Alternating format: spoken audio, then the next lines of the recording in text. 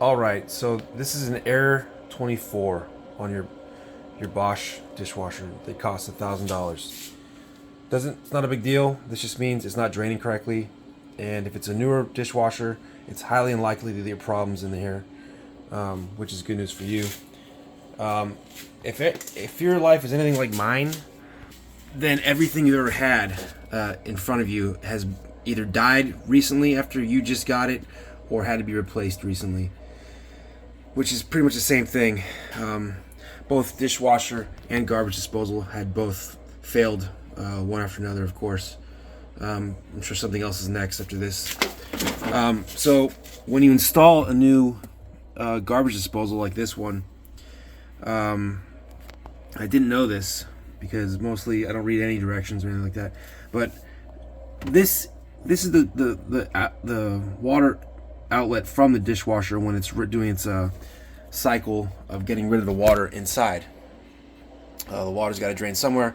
It comes out the back, drains up through this pipe here with this tube, and normally it's attached to this inlet here that goes to the garbage disposal area, and your water goes down to the wastewater area. And there's usually a hose clamp on there, as you can see here.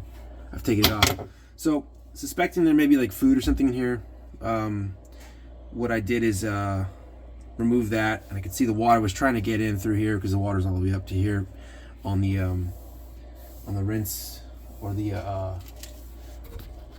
on the drain mode. And so it realized it couldn't drain. The pump was pushing the water, but it wasn't going anywhere for some reason. So it set up a code, e24. So realizing I had replaced both of these, I assumed it could be something to do with the garbage disposal, most likely.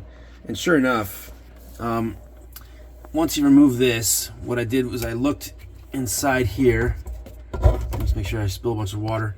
I looked inside there and I saw like a white like cap, and it's in my hand now. This was actually in there. And so if it's a new garbage disposal, I guess the idea is that not everyone's going to be running a dishwasher, which is, I mean, I guess is a good thing, because why they wouldn't just cap this off? You know, they chose to cap it internally. It's just beyond my understanding. But either way, this thing is jammed in there, and you're gonna want to pull it out this way.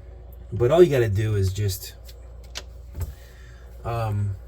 get a screwdriver or something like this, you know, and just tap it with whatever blunt object, maybe your forehead, and just it'll pop inside there and it'll go in there.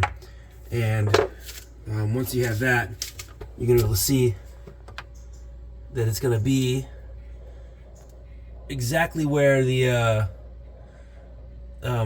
area where they grinds up all the food in there. And you want to reach down in and make sure it's off, obviously. And you can pull the cap out from the top.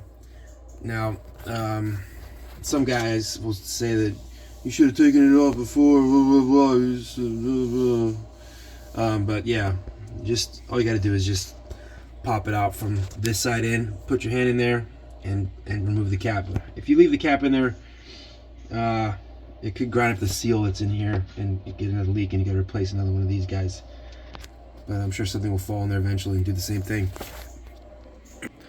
So yeah, that's your cap for replacing for removing the cap that's inside of the garbage disposal. And since it's new, I didn't know it was there, but it is there. And now I should be able to see if I can get this thing to drain. Let's see if it's happy with this. For this part, I'm just going to turn it off and see what it does. I probably got to clear it or something. Let's go. Turn it on. Continue with, I guess auto's fine. And press start and see what it does. Okay. Just see a little red dot down there? Yep. So I think we're good. And it's draining everywhere because I'm retarded. Look at that. Gotta love that.